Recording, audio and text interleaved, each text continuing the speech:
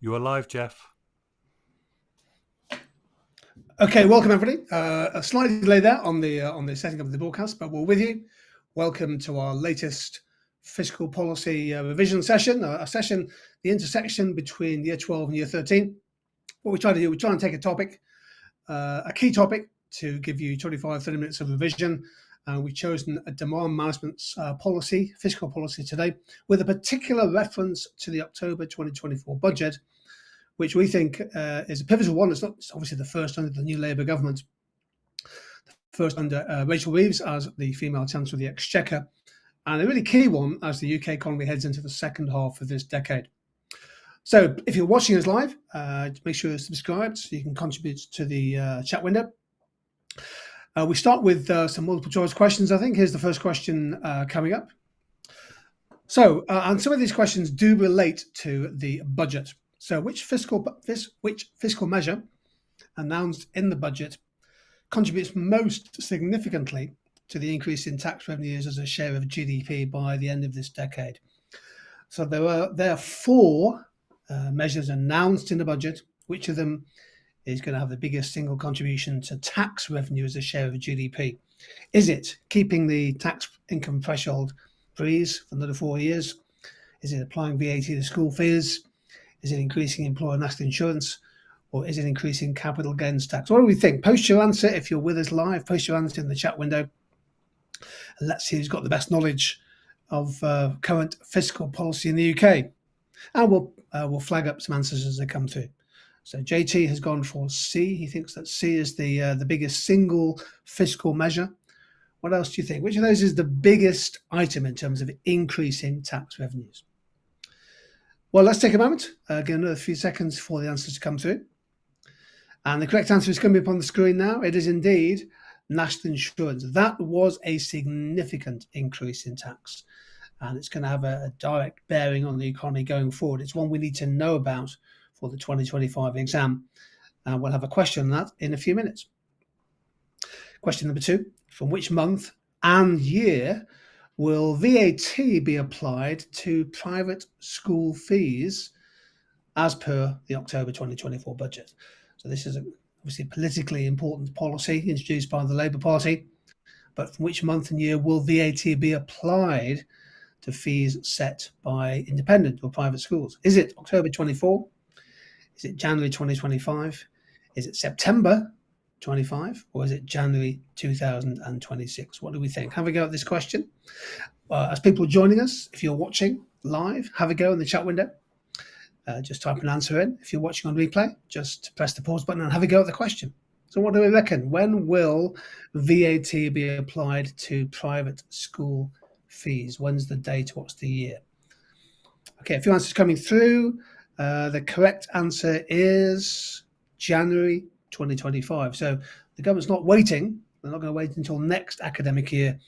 They're going for January 2025. Question number 3. Now, these questions are slightly harder, but do please have a go. Which economic concept is directly associated with the forecasted impact of increased government spending on growth in the short term? What the government's announced, though, is in green. The government's announced government spending will increase by about 2% of GDP on average over the next 5 years. Lots going on transport, housing, and R&D. So which concept is most likely to be linked to short-term impact of an increase in government spending on UK growth? Is it the supply shock? Is it demand pull inflation? Is it crowding out? Is it the multiplier effect? Which of those four concepts do you think is directly associated with the forecasted impact of increased government spending on UK GDP growth, but a particular focus on the short term? What do we think? So let's see what people can come up with. We've had some good answers already to the first few questions. JT thinks it's the multiplier. What else do people think on that one? Okay, let's double check. We think it is the multiplier. Multipliers tend to be a short-term dynamic. Crowding out tends to happen in the medium-long term as interest rates go up. Okay, question number 4.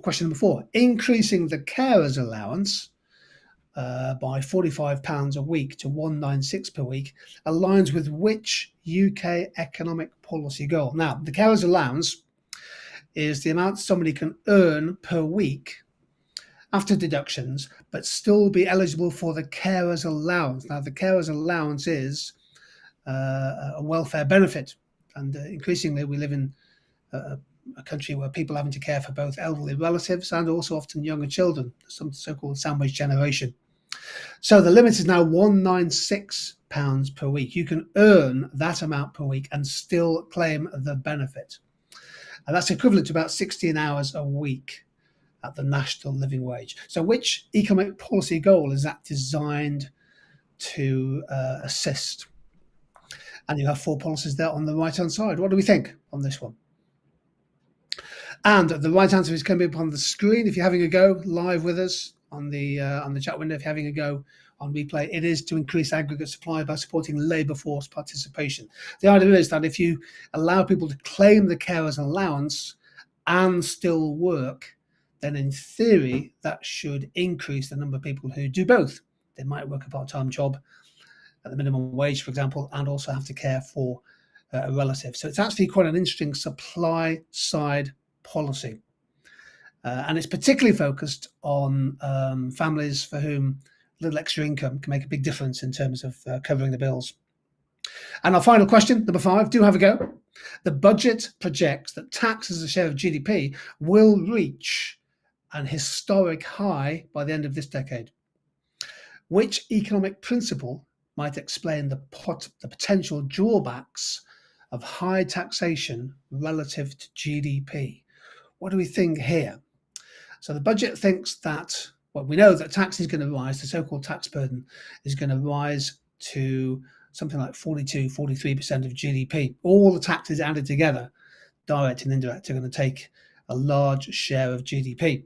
So which economic principle might explain the potential drawbacks of high taxes relative to GDP?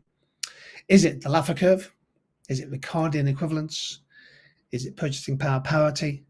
Is it income elasticity of demand? Can you link that bit of information to an economic concept? What do we think?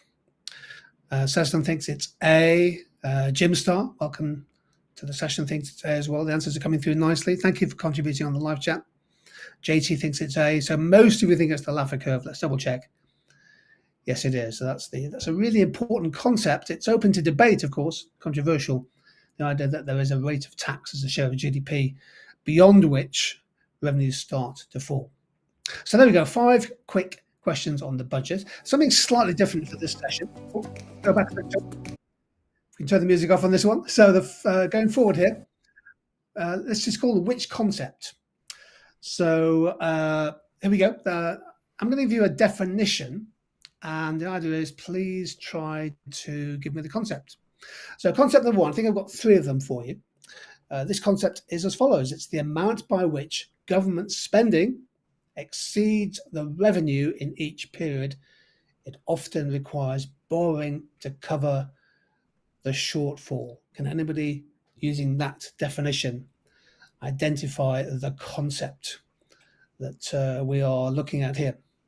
The amount by which government spending exceeds revenue in each period, a year, for example, it often requires borrowing to cover the shortfall. What do we think of that concept? If you've managed to define it, if you have, type it into the chat window. Let's see if you get it right. And Jim Starr's gone for budget surplus. Not quite, because I'm saying here that government spending is greater than the revenue. So G is bigger than T. So we just need to tweak that definition. What do we think here?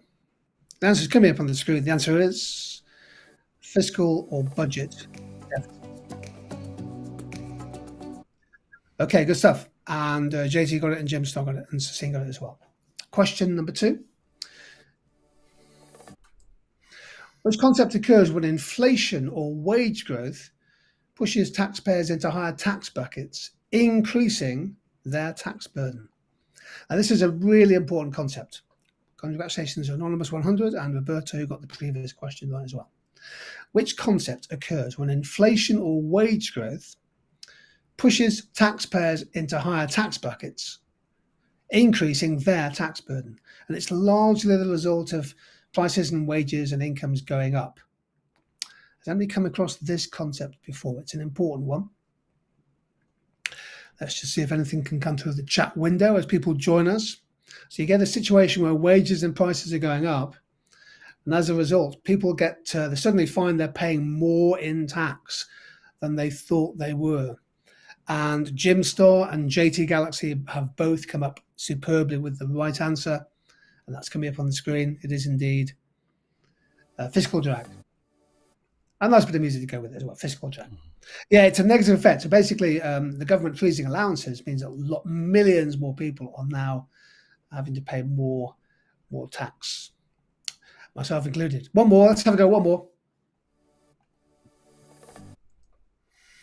The legal practice of structuring finances to minimize tax liability, often prompting government actions to address potential revenue losses. Now, the key word here, everybody, is legal. So it's where you engage a tax lawyer, for example. You structure your household finances, your business finances to minimize your tax liability. And oftentimes now governments are trying to take action to address potential revenue losses from this. The legal practice of structuring finances to minimize tax liability. What do we think on this one? Has anybody come up with a concept here? If you have, type it into the chat window and let's see if we get the right answer. Again, so fiscal drag, super important. Fiscal deficits, these are important concepts to know and use. Okay, well, here's the answer coming up on the screen. The answer is tax avoidance. Tax avoidance. Now, the key thing here is legal. So tax avoidance is legal. Tax evasion is illegal, and it's hard to get all the details and enforce it. And tax avoidance, JT says, is it tax avoidance? It is indeed. It's very hard, by the way, for governments to really tackle this individually. Oftentimes you need a multilateral approach, governments agreeing to try and tackle it across national borders.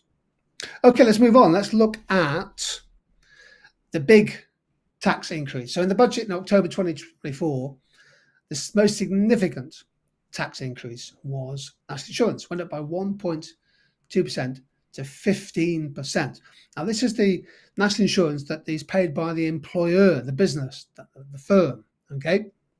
So when G2 employ people, we pay national insurance. When Tesco employs hundreds of thousands of people, they pay national insurance. And they now pay at 15%. So whatever my wage is, the employer pays 15% national insurance on top of that to the government. The threshold decreases at which that pay becomes payable. So now if you employ anybody above £5,000 a year, the employer will now have to pay national insurance. And here's my challenge for you, a minute on this one. Can you identify some of the likely macroeconomic effects of this decision? Have a go.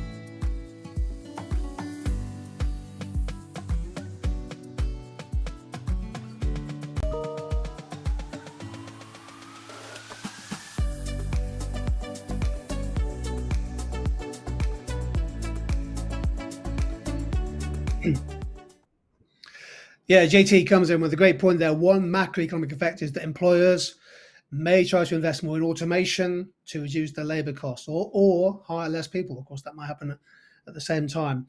I think this is a big tax change, by the way. I think if you go into 2025, the students who know something about national insurance, in particular the rate of tax paid by employers, will be in great shape to impress the examiners with their application. And Jimstar says unemployment rates increase as less people are incentivized to become entrepreneurs.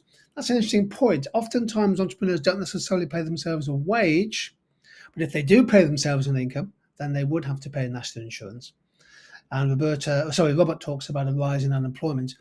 Which is a valid point, Robert. I think you'd link that to maybe a fall in the demand for labour, creating that unemployment issue in the labour market. So most of you in your answer are talking about the impact on employment or unemployment, which is great. Here's my two suggestions for macroeconomics on this one. Yeah, so I think the labour demand will slacken.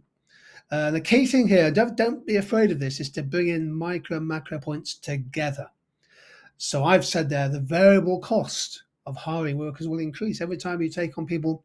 Let's say, for example, as we head towards Christmas, supermarkets taking on people. Obviously, this won't happen until next year. But if you're taking on people during the summer, if you're a hotel chain, for example, it's going to cost you more. The variable cost has gone up, particularly businesses with many relatively low wage employees. So this could discourage hiring, as JT talked about, in labour intensive sectors, where the ratio between labour and capital is pretty high, such as retail and hospitality. We're getting some pretty dire warnings from pubs and restaurants and hotels and other industries saying that the rise in national insurance could well be a factor causing them to either employ less people or to scrap their apprenticeship schemes. And the second point is wage stagnation. So if the cost of employment goes up, if there's no corresponding increase in productivity, businesses may limit wage growth. So they say, look, we have to pay national insurance more, so therefore we won't be able to afford that pay rise that you're asking for. And again, sectors with low profit margins, where the gap between price and cost is low, hospitality, will likely feel the changes more acutely. And ultimately, of course, if employment goes down, I mean, JT talked about employers investing in automation, so unemployment might go up. Ultimately, of course, that reduces taxes elsewhere. People are paying less income tax, and corporations making less profit won't pay as much corporation tax. What I want to say here is that this rise in national insurance, everybody, is a significant tax increase. I mean, Rachel Reeves said it was needed to help fill the black hole in government finances, but this tax rise will have an effect on the macroeconomy. Some great answers there. Thank you. Let's move on. Something else I wanted to look at is the vape tax. And again, I'm trying to choose things that happened in the budget which could well be talked about. This was planned, it was mooted before the budget. So from October 2026, the UK government introduced a new flat tax on vapes, duty rate of £2.20 per 10 mil. So it's going to have quite a big impact. A 10 mil bottle that currently costs £1 would jump to £3.20. That is a significant increase. So keep that in mind, everybody. Here's our question. Can you please give me two arguments in favour of a vape tax? Have a go.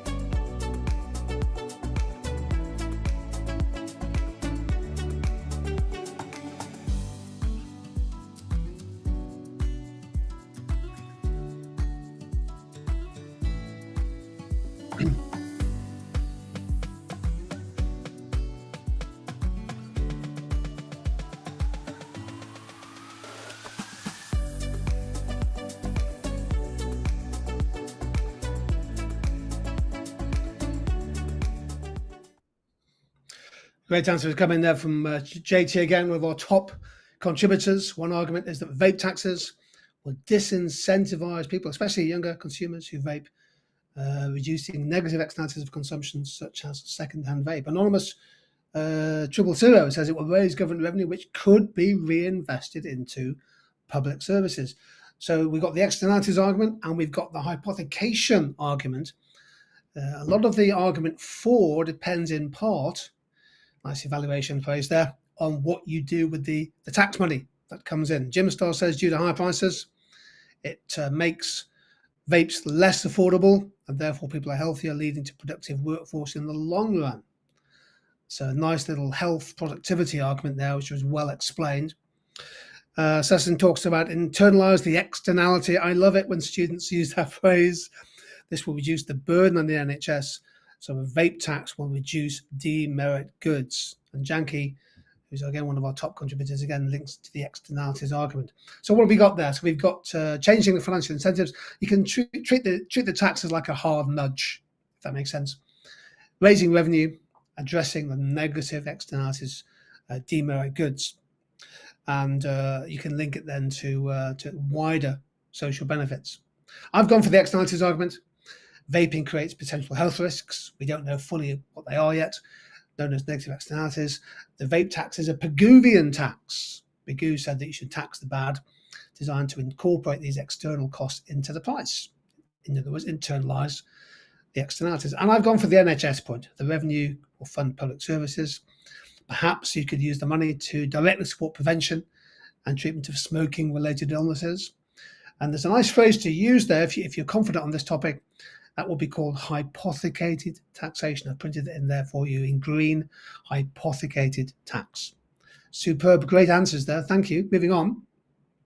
Quick one here on the diagram side. We are going to do a special session, probably next week sometime, on externalities. It's a topic that lots of people asked us to do for a revision session before the end of the year, so we'll do something on externalities.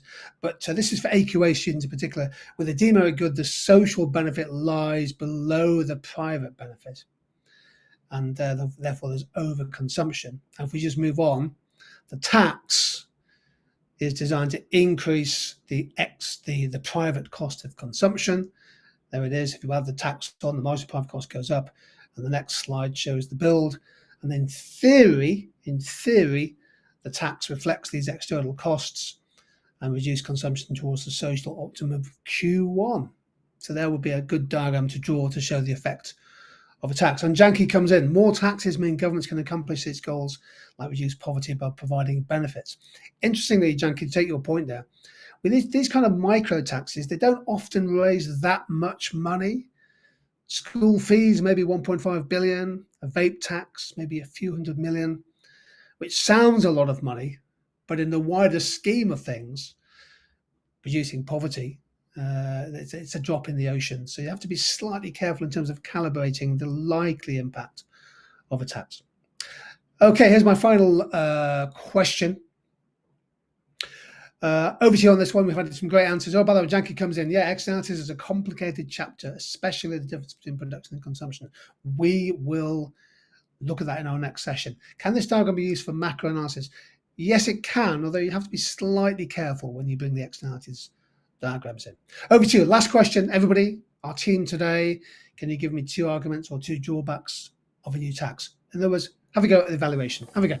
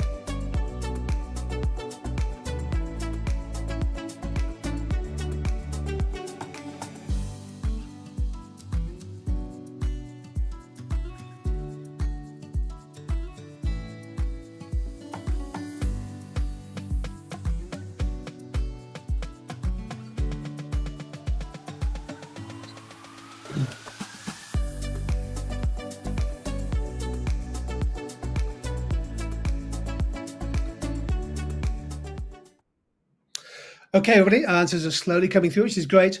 Yeah, just thinking aloud there, the example, we've had questions on sugar taxation, we've had taxes on cigarettes, taxes on gambling, taxes on high-fat food.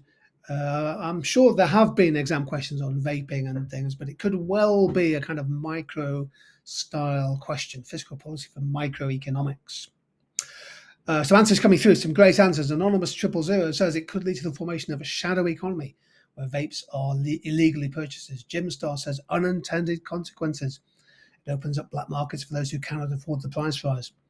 Sasson talks about depends on the magnitude of the tax. If the tax is a small percentage, it's not going to have an immediate effect. We did say, of course, it was going to raise it from about £1 to £3.20. That's a pretty hefty tax rise. Robert talks about black markets, common to have fake, not legit products. Yeah, really good points. There's some superb points coming through. JT says huge tax may not be effective. It's a really good phrase, evaluation phrase, may not be effective to lower demand amongst people, especially those who can still afford to pay the tax. Whenever you're using the word, JT, effectiveness or efficiency, you are going to get some good evaluation marks because you might think of something more effective. And Janky talks about addiction. Even though tax is introduced, people may still consume these vapes, even if they're addicted. Yeah, okay, interesting. Jim Starr talks about worsening the budget deficit. Vapes are primarily consumed by the youth, who often don't have much money, so demand reduces for them, and less tax revenue received. Some great answers. By the way, in a minute, it's not easy to produce an evaluative argument to put on screen, but you've done it. You've done it. Here are my two answers. Can I add to the discussion? So I've gone for consumer surplus. So if you impose a high flat tax rate, the government does reduce consumer surplus. Can you think of that kind of diagram you would use there? And this could drive former smokers back to smoking. So you take away you raise the price significantly, you may get a sort of substitution effect, people ditching the vapes and going back to smoking. And the evidence seems to be that the long-run health risks from tobacco are probably greater. And then I've gone for the point which I think quite a few people did talk about. JT talked about it and Robert talked about it. Inelastic demand for addictive goods. For vaping products, especially for habitual users, tend to exhibit price inelastic demand. Now, I've added in one point here. The flat rate tax imposes a disproportionately high and regressive cost on regular users. So you can make a case possibly of saying that this is either ineffective and or particularly lower income families who have limited options to reduce consumption, it may well become seen as a kind of regressive tax. And examiners love answers that talk about inequality, progressive versus regressive taxes as part of their evaluation. But I some great answers from our live students today, and who knows, if you're watching on replay, you probably come up with some even better answers than the ones we talked about. So there we go, half an hour with you today on fiscal policy. We looked at the budget, and in particular the big rise in national insurance contributions. And then we looked at the decision to introduce, it's a year or two away now, but the big decision to introduce a vape tax into October 2026. Okay, we'll probably do a couple of sessions next week.